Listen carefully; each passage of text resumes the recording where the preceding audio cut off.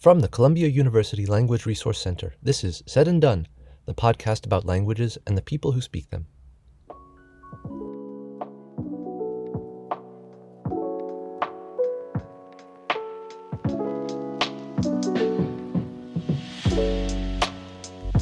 This is Said and Done.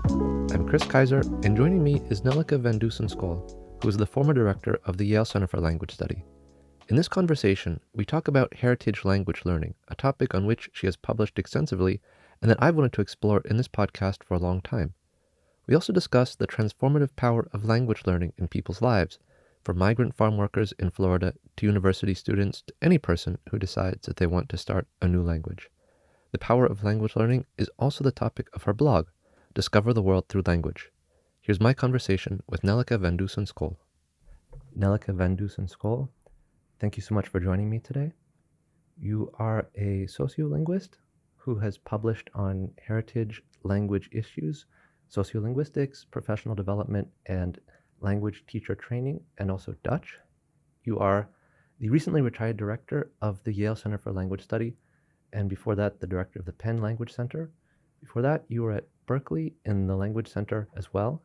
So I wanted to start out by asking about the linguistic milieu that you grew up in. I know that you're from the Netherlands, and what languages did you learn in your early life besides Dutch, standard Dutch?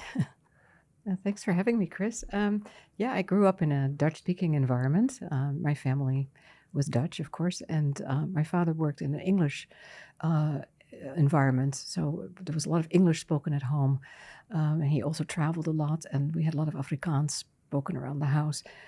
I started learning French when I was 10, and then as I went to a classical high school, a gymnasium, and so I had to do 6 languages in high school, starting with Latin, English, German, French, and Greek, and then, of course, Dutch. So that was what everyone in that kind of school had to do in high school. Then I went to college studying English, but I focused on medieval studies.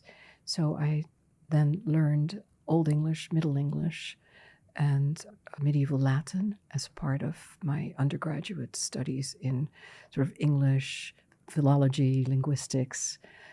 It was not so much an English literature degree, as more of a philology degree, I guess. What caused you to be interested in this earlier version of English than the one that is spoken today? Well, for one thing, it was required Old and Middle English, and I had fantastic instructors, and so they made us very excited about studying Old and Middle English. And I had spent a little bit of time as a high school student in Oxford learning to improve my English, and so I was very interested in that whole medieval period. And from there I was accepted into an exchange program in the United States at the University of Florida, and I had some professors there also in Old and Middle English that took me on to continue my studies there. So that ended up in a master's degree with a focus on Old English, but I continued studying Latin, or medieval Latin rather, and then Old and Middle English. So you did a master's degree in this topic. Did you continue studying this into your PhD, or was your PhD in a different area? It's in a different area. Okay. So then I met a classics professor there who took me under his wing, but he was also a professor of linguistics, and he felt that I should move into linguistics. So I went into theoretical linguistics, and then in the end ended up focusing on sociolinguistics. And then during my linguistics degree, we had a language requirement, and they felt that I had not studied enough languages yet. So I took 4 semesters of Spanish and 4 semesters of Arabic, which was also part of my dissertation, which was on Moroccan immigrants in the Netherlands. So I'm really glad that you're here today, because in your scholarly career, one of the areas in which you've worked quite a bit is in the area of heritage language learning. And on this podcast, we've had a number of people who are heritage language learners, and we've sort of used this term without really explaining it. And so I was wondering if you could talk a little bit, for people who might not know or who might not be particularly familiar with this term, what is a heritage learner? What is heritage language learning? Can you maybe define it a little bit so that it's a little clearer? Yeah, it's a complicated term in a sense, and it's the word heritage is very much aligned sort of with the American academic perspectives. Essentially, and there is some there are some conflicting definitions. So I would say that a heritage learner is someone who grew up in a family where a different language was spoken than that of the larger community. So if we look at the American context, we might think of an immigrant family where perhaps Korean or Chinese or Russian, Vietnamese might be spoken, where the parents came and the children started out with that language and then at some point switched to English. According to Fishman, there's sort of three types of heritage languages, or the immigrant languages, the native languages. So we also need to consider the languages, the first languages of the Americas. Mm-hmm. So the Native American languages, and then the third area is colonial languages, which is to some extent still exist in the United States, Dutch and German and Swedish in different regions. The controversy is really about to what degree should those languages be spoken and by what we call heritage learners. So I did a paper a while ago, and I felt that it wasn't just a matter of speaking the language, it was really having this notion of identity being associated with it. So having a heritage motivation, feeling strongly that you belong to that community, but you might not necessarily speak it, you might understand the language. A lot of my Dutch students at Berkeley were not particularly proficient speakers of Dutch, but they felt a very strong sense of Dutch identity. And to me, that is still a heritage learner. They have a different type of motivation than someone that learns Dutch because they want a job prospect in the Netherlands, for example, but have no other affiliation with the culture.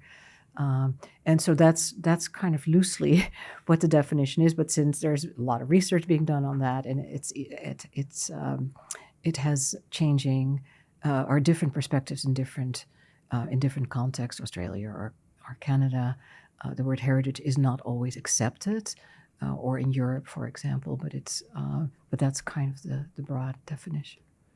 In the North American context, in the U.S. context, and in U.S. universities, we think a lot about how heritage learners or speakers who are taking a language for heritage motivation, how we can meet their needs. So coming into a language class, what are the characteristics of a heritage language learner? Well, pedagogically, and there is a fair amount of recent research that really emphasizes that heritage learners come with a very unique identity that should be respected. So the role of the teacher is not to teach a heritage learner the standard language, and in that it's very different, or it can be very different from sort of a traditional language class that caters more to teaching, some form of the standard language, because heritage learners come from communities where the language may have evolved and may have mixed in with, in the case of the United States, with English, for example. So you hear kind of denigrating terms like Spanglish or Konglish, but as a sociolinguist, you look at that as forming a unique identity that is in between those two different cultures, and that should be respected. And the grammar systems are valid grammar systems. The lexical choices are valid lexical choices. They may be different from the standard language, and an instructor may have to provide learners with both so that they can function in that language outside their own communities. But I think the most important thing is to validate learners' sense of who they are, and that their identities are not some kind of defective form of the language, that they are equally deserving of respect. I kind of think about this in the context of Italian heritage learners who may come into an Italian language class with perhaps a regional variant of a language, maybe a Southern Italian version. And from what you're saying, it seems like they don't necessarily need to let go of that language or that Italian. They can kind of have both. How would you describe that? Yeah, I mean, it's an additive form. We need to think of it as an additive process, not as a subtractive process. We don't want to eradicate their existing language. We want to add perhaps additional registers to that. So one term that's used a lot these days is also translanguaging. So in the classroom is allowing for the multiple linguistic repertoires that students bring to the classroom, whether it's multiple languages or multiple varieties of the language that is taught, and work with that, because it brings it is an issue of identity. It's an issue of confidence. It's an issue of seeing it more holistically. It's complex for teachers. A lot of teachers are somewhat uncomfortable with that notion or with that idea, but there are pedagogical strategies that can work. And so it's, I think it's not only particularly important for heritage learners. I think in the general classroom, we have a multitude of backgrounds as linguistic repertoires and cultural backgrounds as well. So I think it's an approach that really crosses whether it's heritage or non-heritage. Since you've started publishing on heritage language issues, in these recent decades in U.S. universities, you've had a lot of changes. You've had demographic changes in the student body. You've also had a lot of changes in the way that students think about what a language class is and how they use technology in the language class, and also the relationship between student and teacher in a language class. So what are, in your opinion, some of the issues that these changes have brought up within the field of heritage language learning? What are the most, I guess, recent areas of concern within this field of inquiry? Well, I think in the beginning, I was in California when the first UCLA started having the first conferences.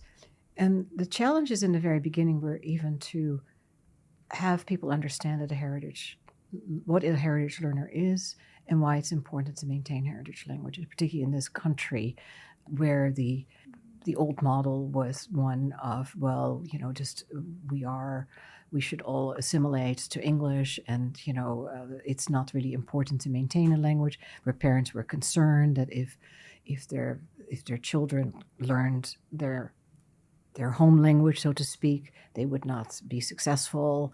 So that has shifted tremendously, and I think since then it's become very accepted. I think many institutions have started heritage programs, heritage tracks.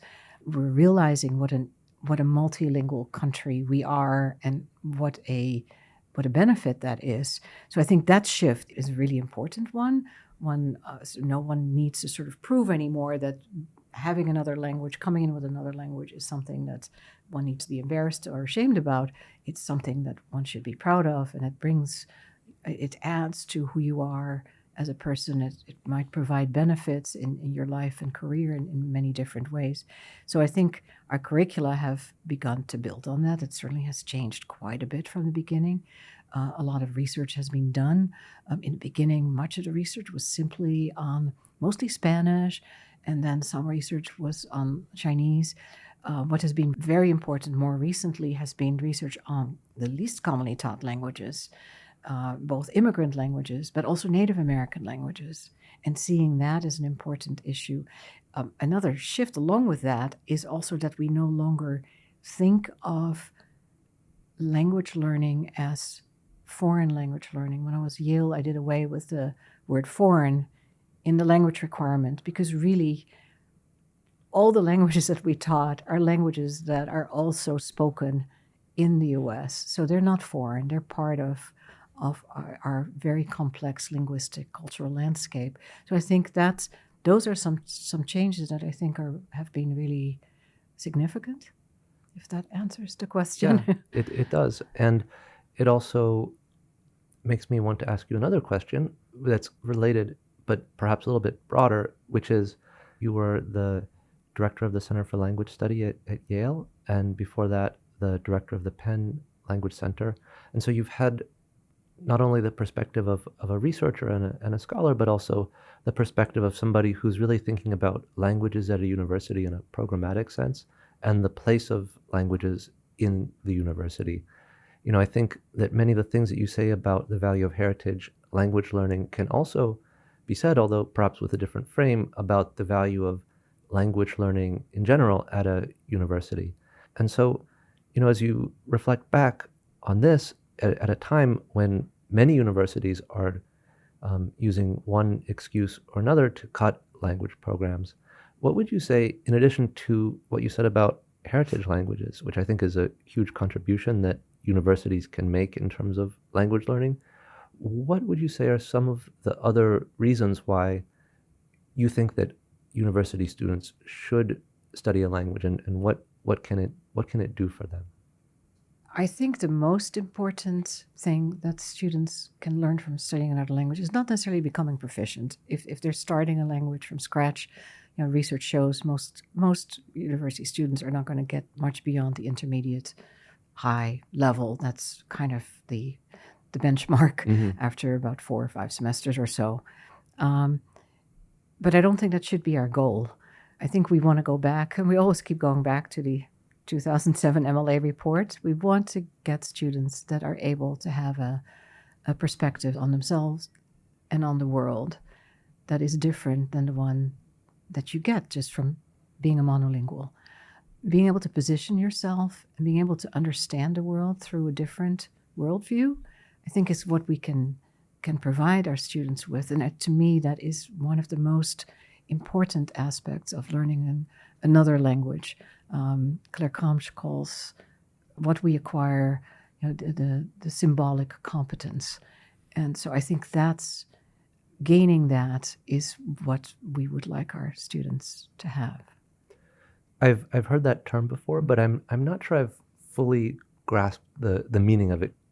So this is the work from Claire Kramsch, who is an applied linguist, now retired, and also retired director of the Berkeley Language Center, a highly influential researcher. And she wrote a lot about culture, and her initial work, which is part really of the MLA report, is really that the one that she called at one point the third position. So the first position being your native language, the second position being the target language, that of the other language, the other culture, and then the third position is your in-between position. And she's evolved in her way of thinking about that toward the notion of symbolic competence. And symbolic competence is kind of the shared understandings, the historical meanings that we share as a culture through a language. And she sees language as enacting culture. So she equates language by speaking, by interacting through language. We are also enacting our culture. Mm-hmm.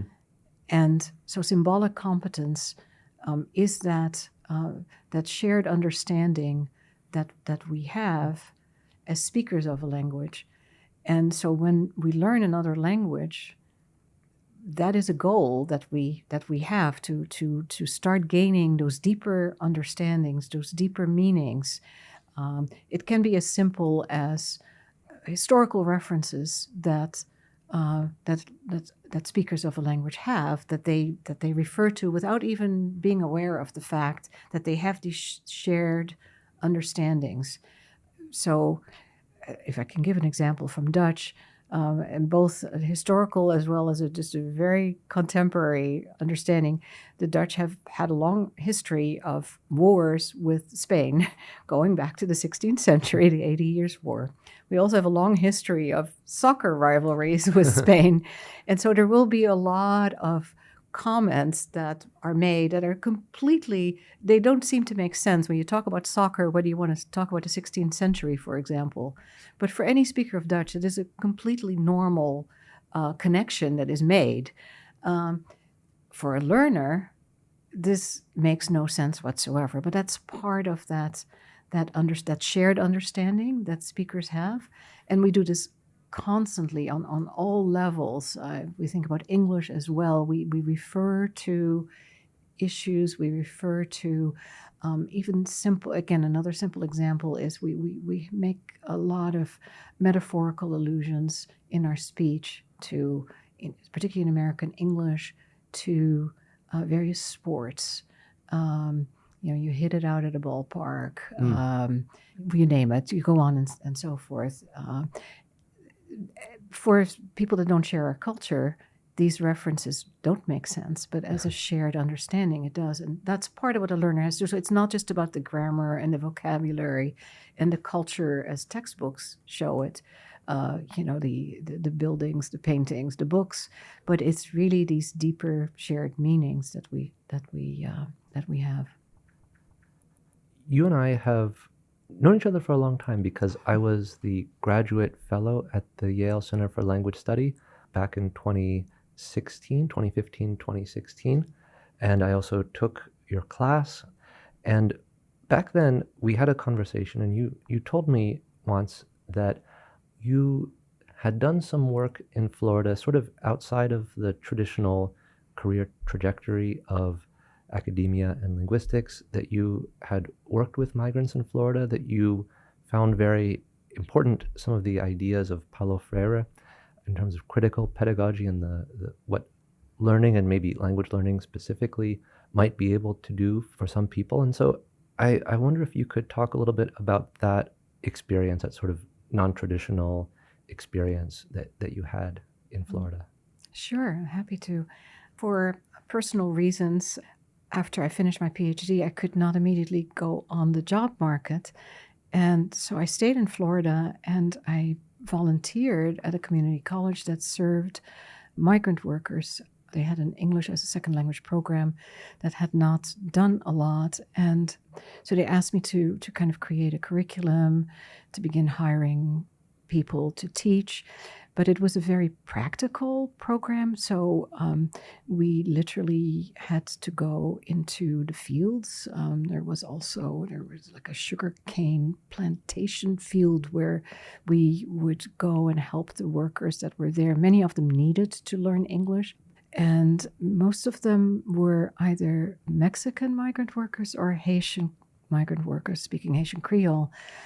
And as we were developing these programs, we realized that there was more to it than just simply learning English. These people had a lot of needs in their lives, health needs, legal needs, educational needs for themselves and for their children. And so just a simple traditional curriculum was not the right approach. And that's where kind of the work from Freire comes in, the pedagogy of the oppressed, thinking about the role of language holistically in people's lives. And so we were able to connect with community services and then provide a lot of these other services. I also had to create a childcare program because people would be working all day long and then come to class at 7 o'clock at night, from 7 to 9 at night, every night, and then get up again at 4 o'clock in the morning to pick tomatoes or whatever they were doing. But many of particularly the Haitian population, and especially the women, were not literate. And so that raised the issue of, how can you teach a language when, you can't use textbooks or printed materials. You have to really start with, and this is where Freire's influence, I think, is really important, is native language literacy, empower people in their own language first, help them become literate. And some of the ways that we did that was through approaches of multi-generational literacy, where parents and grandparents would begin reading stories in their own language to their children. And then gradually we would begin also introducing survival English. And so kind of more organically building a curriculum that was built around the needs of these families and their communities, rather than just kind of taking an out-of-the-box curriculum from some publisher. And to me, that was it was very challenging. I was very young, very inexperienced, and our program grew from 30 students when I started, and when I left 3 years later, we had 2,000 students, and I had 4 counties that I oversaw with probably 60 or 70 instructors. So I gained an enormous amount of experience, but I think the most impactful part of that period was just seeing the power of language, the ability to do things with language for communities that are very much not empowered, and being able to help through language people become more autonomous and more capable of supporting their families. Well, it seems to me that working at Columbia, for example, this is a place where language learning has a whole frame around it. It takes place within, the walls of Columbia. Students have access to the internet. They have so many resources that are kind of built into the experience here. It seems what you're saying is that this was the same fundamental act, learning a language, but under very different circumstances and with much greater stakes. If someone flunks out of a German class here at Columbia, it doesn't change their life in any major way, probably. But, being in the US, not knowing English, maybe not even being literate in your own language, to go from that to being literate in your own language and to being able to use English, it seems like that would make a tremendous impact, not just on your ability to get resources or work, but also your own sense of self.